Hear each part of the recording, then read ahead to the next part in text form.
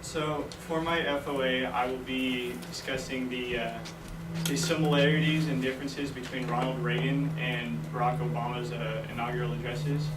And so first, so we can understand what they're really trying to convey in these inaugural addresses, I'm going to give you guys a brief kind of bio on Ronald Reagan and Barack Obama.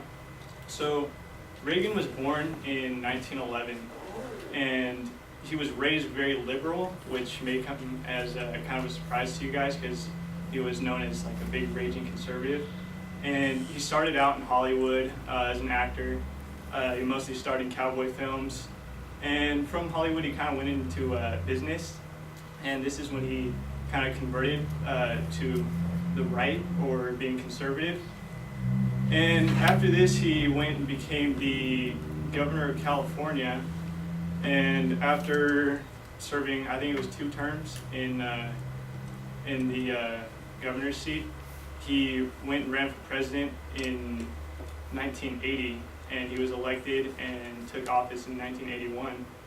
And a month after he was elected for the first time, a guy made an assassination attempt on him, and he was shot in the lung, and it just barely missed his heart, and so they got him to the emergency room and saved his life. And after this, he went on to serve his 2nd term, and he died in 2004 at the age of 93. And so now I'm going to move on to Barack Obama, which is a very different story. So his mom lived in Hawaii. His father came from Kenya to study at the University of Hawaii, and that's where he met his mom. And he got her pregnant and then married her, and when Barack Obama was 2 years old, his father went back to Kenya after they got a divorce, and he got killed in a drunk driving accident. So Barack never really knew his father, which kind of left his mind open to think whatever he wanted to think of him and build him up the way he wanted. So he went on to become the senator of Illinois, and after this, in 2008, he ran for president and beat John McCain, served 4 years, and then recently beat Mitt Romney in the 2012 election. So now I'm going to go on to their inaugural addresses, and I kind of went through and copied down some of the quotes that really stuck out to me. So I'm going to start with Reagan's first inaugural address, and the first quote is, "Those who do work are denied a fair return for their labor by a tax system which penalizes successful achievements and keeps us from maintaining full productivity," which is very similar to today, which he's saying people who are making a lot of money are getting taxed more, and this is kind of creating an incentive to not make as much money and not put in as much work, so they won't have to deal with the higher taxes. And his second quote is, "In this present crisis, government is not the solution to our problem," which is kind of like one of his main points, since he was conservative and believed in small government. And third part is, "The solutions we seek must be equitable, with no one group singled out to pay a higher price," which he's mainly referring to the wealthy paying the higher tax rates. And after this, he says, straight up, just very blatantly states his opinions. He says, "It is my intention to curb the size and influence of the federal establishment and to demand recognition of the distinction between the powers granted to the federal government and those reserved to the states or to the people. All of us need to be reminded that the federal government did not create the states. The states created the federal government." So he's really going back to the people, saying that the people were the ones who created America, and the government doesn't really need to monitor the people because they can kind of handle themselves. And so in this inaugural address, he's very confident, and he's not afraid to state what he's trying to do and his opinions. So now for his second inaugural address, 4 years later. "We must never again abuse the trust of working men and women by sending their earnings on a futile chase after the spiraling demands of a bloated federal establishment," which is, he's basically saying that the government is really just kind of draining the system and taking from people who are trying to earn, what they're working hard for. And so after this he states, there's only one way, or actually, first before I read this quote, before I read this, I used to think that Reagan was like totally opposite of Barack Obama. And surprisingly, there's a huge similarity here between Reagan and Obama, which you'll see. He says, there's only one way to safely and legitimately reduce the cost of national security, and that is to reduce the need for it. And this we are trying to do in negotiations with the Soviet Union. We are not just discussing limits on a further increase of nuclear weapons. We seek instead to reduce their number. We seek the total elimination one day of nuclear weapons from the face of the earth, which is something that Barack Obama has really been pushing for lately, trying to get rid of the nuclear weapons both in Russia, here, and North Korea, and basically around the world. He wants to end the nuclear threat. So now I'm going to move on to Barack Obama's first inaugural address, which this may come as a surprise. I actually liked his first inaugural address, and it's very kind of traditional to the normal American inaugural addresses. So the first thing he says is, every so often the oath is taken amidst gathering clouds and raging storms. At these moments, America has carried on not simply because of the skill or vision of those in high office, but because we the people have remained faithful to the ideals of our forebears and true to the founding documents.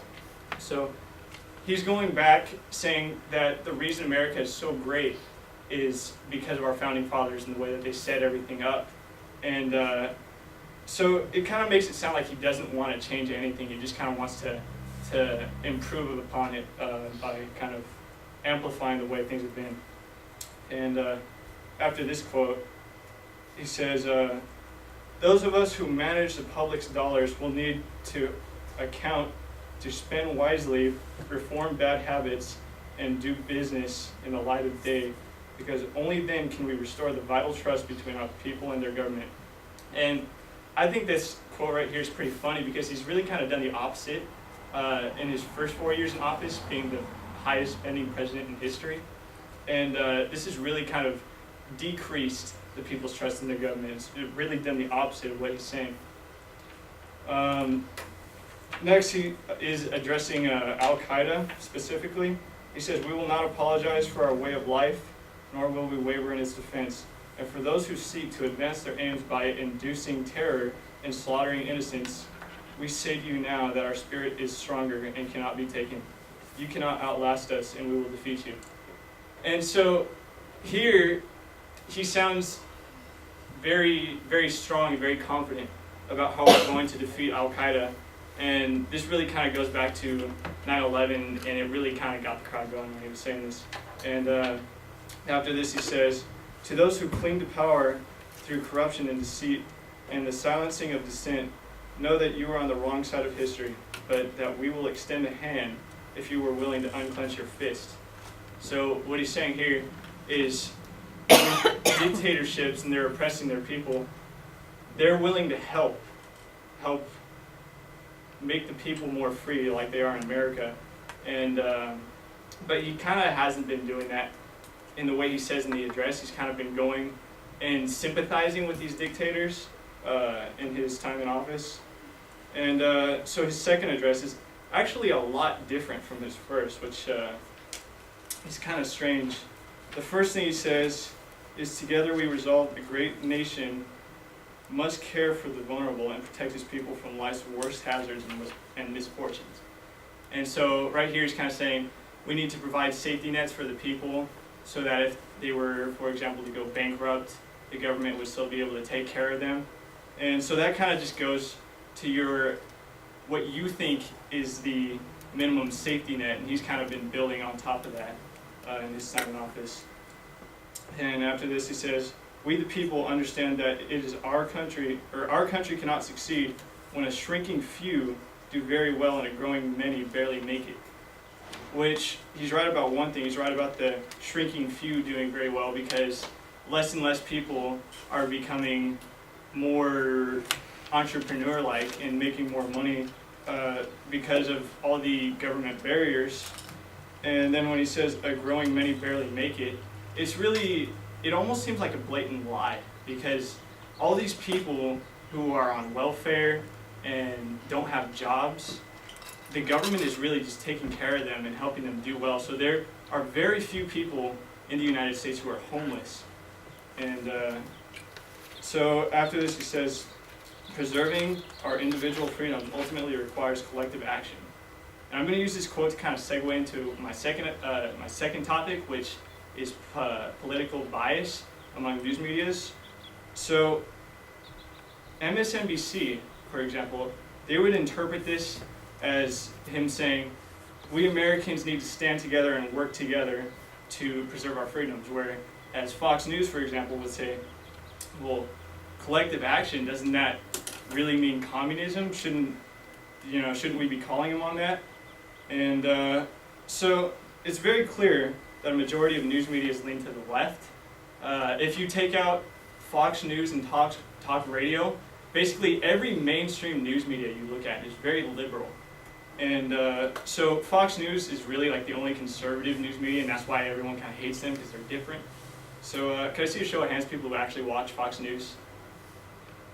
Nobody? Okay. What about MSNBC? Do you guys even watch the news? Okay. So anyway, a lot of these reporters for these news stations are very liberal, and that makes their reports seem very liberal. For example, in the 2008 presidential election, 93% of reporters from Washington, D.C. voted liberal, which is an even higher percentage of liberal voters in Berkeley, California, which is typically very liberal, so a very high percentage of liberal reporters. And at Prager University, political scientists have actually constructed a political quotient scale, or PQ scale, which measures how conservative or liberal someone is. The scale goes from 0 to 100, 0 being the most conservative, and 100 being the most liberal, 50 being neutral. And they did an analysis on the New York Times and scored it as 74. So for people who think that it's very neutral, they actually get their sources from a lot of liberal sources, and that's where they get most of their information. And this even extends into our local news media. If you look at the VC Reporter, for example, it's very blatantly biased and liberal and anti-conservative. So everybody who's looking at newspapers or news stations, just be very aware of people who are secretly trying to push their own agendas, and just keep an open mind. Don't just think, oh, well, it's Fox News, nothing they say is true. Just keep an open mind and pay close attention to what these news medias are saying. Any questions?